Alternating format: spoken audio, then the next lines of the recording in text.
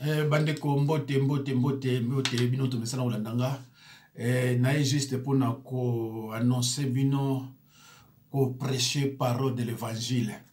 Parole de l'évangile est intitulée Prier à haute voix ou en silence, c'est-à-dire sans bruit. La Bible ne fixe pas de règles. Tout le monde a dit ko ganga ko mais bon landanga na boke bignon surtout moi quelques minutes ou bien 15 à 20 minutes tout parler dans les cambouya prière à haute voix ou en silence, c'est-à-dire sans bruit, ce qui est biblique. Mais dans le but déjà au départ que prier à haute voix ou en silence, c'est-à-dire sans bruit, la Bible ne fixe pas de règles. Mes chers frères et sœurs, Anne, la maman de Samuel, priait sans bruit. C'est-à-dire, elle priait en silence. Alors, prophète Élie, a kanisa yi kamili masanga. Nzokande azana kati mabondeli. Azomona ka munoko za kobujaka. Mais aza kobondela. Nzambe ayoka kiye. Ndenga zo bondela azo ganga te nzambe ayoka kiye ti ayeko pesa ye le petit Samuel.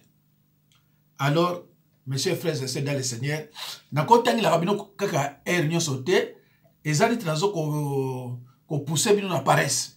Donc, si on appelle ce verset biblique, yo okozwa Bible na yo ya français na ya lingala otangi yango o examiner ce qui makambo na lobi na yo eza ya solo. Alors, na lobi Anne priant en silence, c'est-à-dire sans bruit. Dans 1 Samuel chapitre 1 verset 10 à 13. C'est vrai que vous reprochez à Mingi qui va verser un peu ça parfois bang. Mais naza déterminé na pesa bino malembe. Anne, la maman de Samuel, priait en silence, sans bruit. Prophète Élie a kanisa yeke aza sou, aza ivre. Nzokande azaki na kati mabondeli. Nzambe ayoka kiye abana oganga te. Nzambe ayoka kiye pe a répondre na prière na ye. Ayeko pesa ye mwana oyo babengaki Samuel parce que Anna azalaki stérile. Alors botanga ngona 1 Samuel chapitre 1 verset 10 à 13. Mes chers frères et sœurs dans le Seigneur, Jonas pria dans le ventre du poisson.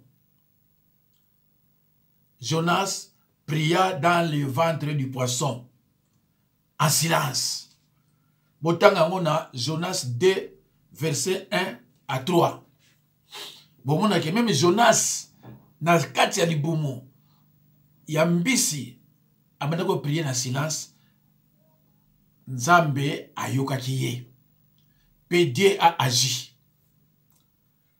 Jonas, chapitre 2, verset 1 à 3. Ce qu'on t'a lié à Jonas, chapitre 2, verset 1 à 3. Alors, nous avons pensé à verset sur la Bible. Oyo ezo laksa, bato bazo préféré ko sambela na silence. Que obanda ko ganga kanete soki problème nous nous na yango.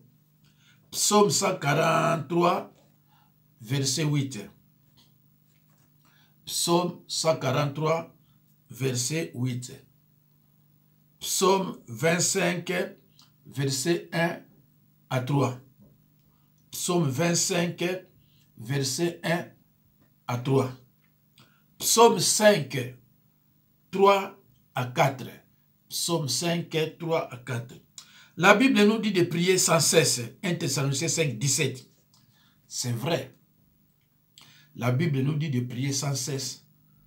Et comment mis dans 1 Thessaloniciens 5, 17. Mais la Bible nous dit que to ganga kati to koma na niveau ya ko déranger ba voisin. Ndeko nangaye. Soki oza propre. Soki o examina vina yo de votre naissance tilelo et que au passant la confession suivi d'une repentance sincère. Prier sans cesse et nous battre au prier ce que yo alibarbo prier sur te. Oyebi ki nazana propre. na prier na tongo, possibilité soit là qui na midi na prier, na lina la prier, et si li na lel na ngai, ti tongo, et la mouki na ke musala. Mais ce qui est ici, n'a pas péché au yosa na yango. Na 10 heures prier, na 12 heures prier, na 18 heures prier, na 20 heures prier, na 0 heures bano déranger ba faza batu. Po nzambe sala, na ebisio nzambe akosala te. Oza na rankini na batu. Oza ingrat, o reconnaître ba bolamba sali yote. Oza na réconciliation na batu te. Oko prier na mukolome 1000 fois. Et là, comme vous êtes parce que vous avez propreté. Alors, dans une réunion où il y a d'autres croyants, le niveau de ta voix doit être suffisamment haut pour que tous ceux qui sont présents puissent t'attendre et être entraînés avec toi dans la prière. Du coup, dans l'église, quand vous besoin ressemble là, voix na yo qu'on appelle du colo à haute voix. Pour bateau pe bazali ba yo kayo. Ou bien ceux qui yo so sambela yo moko, il faut sambela makasi pour assembler ton ministère, ton bateau bazan l'église pe ba yo kayo. Ce n'est pas que yo zana kati église so sambela sala olemo, bato ba yo chaka bateau yibwe te. Il faut vraiment au sambela haute voix net mutu azozwa autorité. Et autorité prière autorité. Prendre l'autorité. Parce que prière d'autorité, c'est raté. Prendre l'autorité. Son nos autorité. Autorité, au toujours à haute voix. Prendre l'autorité. Prière d'autorité, c'est raté dans la Bible. Prendre l'autorité. Alors, c'est vrai que tu vas expliquer l'homme sur la prière d'autorité pour ailler que sur le peut-être prendre par moi à comprendre. Mais prière d'autorité n'est pas biblique. Il faut prendre l'autorité. Prenez cette autorité. Voilà. Mais à la maison, vous devez respecter les... Vous devez impérativement respecter les voisins en priant en silence, sans bruit. Sans bruit. Quand déranger batouté, l'obi bango obi ba ki musala. Et si vous dérangez bango, bango peut que police. Au moins on l'a mis la moko.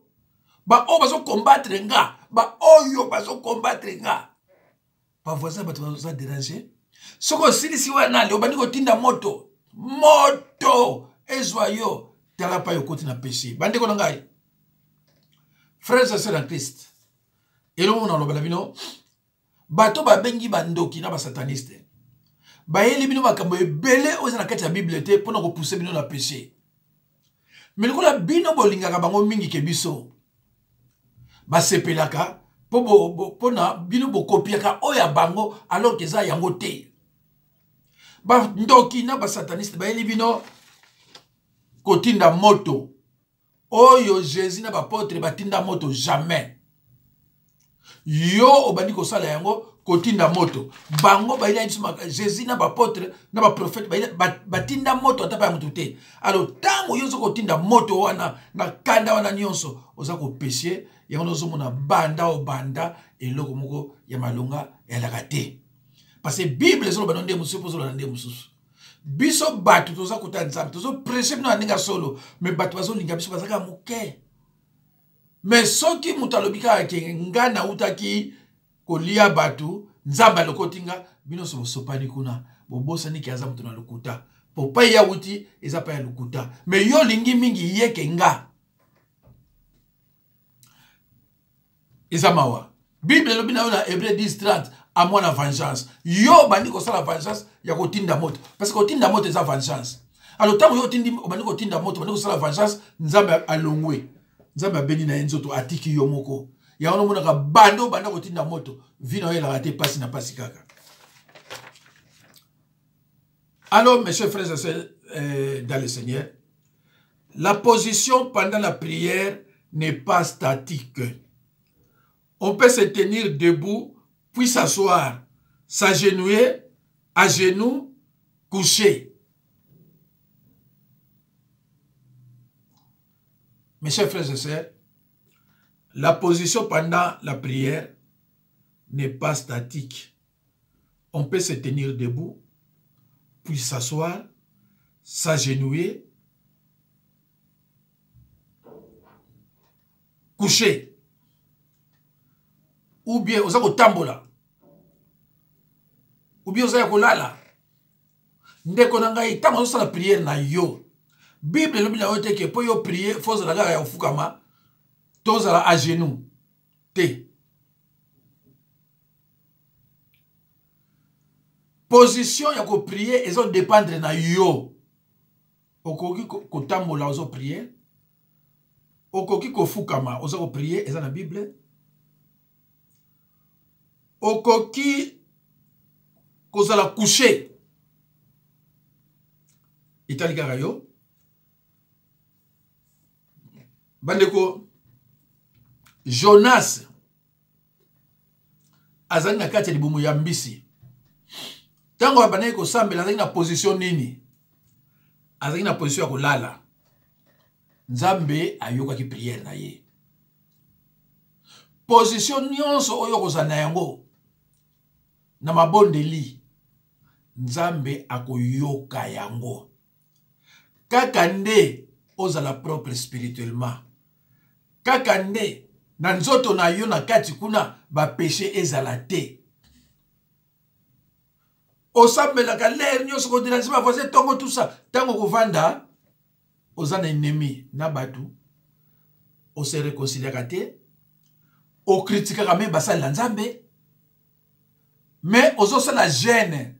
Tango soko tu gêne 25 jours, 21 jours. Mais pourquoi vous avez dit pourquoi? Parce que tes prières ne seront pas exaucées. Prière na yo Nzambe akoyoka yango te. Tant que on se réconcilie na mubatu te, tant que vous êtes ingrat, basala yo bolamo. Mais au comment ko critiquer même mutu asala yo bolamo. Musala no ko tonga na basala na Nzambe. Musana oko kenepe pa nganga me ozo sambela. Eloko ni ozo sala wana. Eloko ni ozo sala wana. La Bible dit de prier sans cesse. Mais pour ose prier sans cesse, il faut oser la propre. Soko zana mutu bolobana kate, benga ye bolobana. Soko zana mutu oyo tonga katika. Soko sala ka batu ba faux témoignage. Mais yozo sambela. Ya mwana ozo mona mkono so ke l'hôpital. Oza bien te. Ya mwana mona pele mso ba camarade no bandoki bazo sakanda yo. Parce que ba moni ke yo sambela ka bazo no pela ba péché. Si tu pries comme si tout allait bien, alors que tu es dans le péché, ta prière est une abomination. Prière na yoko est une abomination. Ils ont servir na rien. Soko lingi Nzambe a exaucé prière na yo. Il faut oser la propre spirituellement. Na kati na yo faut oser la propre. Omitala banda obotama. Ti oza lelo. Bamasumu nini yo sala. Est-ce que o confessa yango? Parce que Dieu voit tout. Et ça m'a on a prêché les disciples dimanche le 19 juin 2022. Dieu voit tout. Yo so sambe lo kasa ki mabe yo sala kanza bazo mona yo te. Te nza bazo mona yo. Mais so sambe la pona nini sans passer par la confession, sans passer par la délivrance. Bande ko nangai na komi na suka ya thème na biso prier à haute voix ou en silence. La Bible ne fixe pas de règles. Na pesi bino exemple moko ya makasi ya kitoko o na lobi ke Alkana azaka na basi mibale. Moko Penina, moko Anne. Penina abanaye ko bota mais Anne azaki stérile azobota te. Anne Avabota, il fallait à ça la prière et supplication. Bande qu'on explique à Binoke, au balandanga, disons. Prière et zélo mususu. Supplication pèse zélo mususu. Prière suivie de supplication. Il y a un moment dans la Bible, priez et faites à tout temps prière et supplication. Cela veut dire que supplication, c'est prière. Prier, c'est demander, c'est fini. Prier, c'est demander. Tant que vous êtes dans moto, et ça, c'est prière. Parce que prier, c'est demander. C'est ce que Jésus-Christ disait à ses disciples. Prier, c'est demander. Demander pour recevoir. Supplication, c'est là. Anne, c'est sambela. Na supplication, c'est là.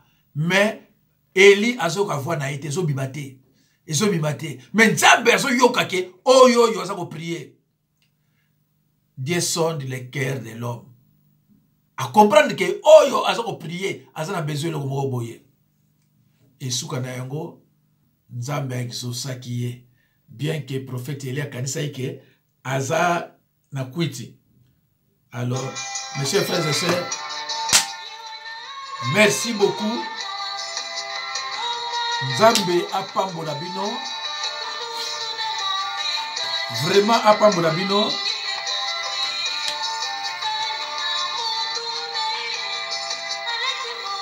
Tozo kota sikoyo na teme mosusu. Ba séminaire à délivrance na silisi. Ba jeûne et prière pour le bakouté. Mais pas ces aussi la terre. Mais pas si et ça aussi la terre. Merci beaucoup. Nzambe apambola bino. À la prochaine occasion. Merci.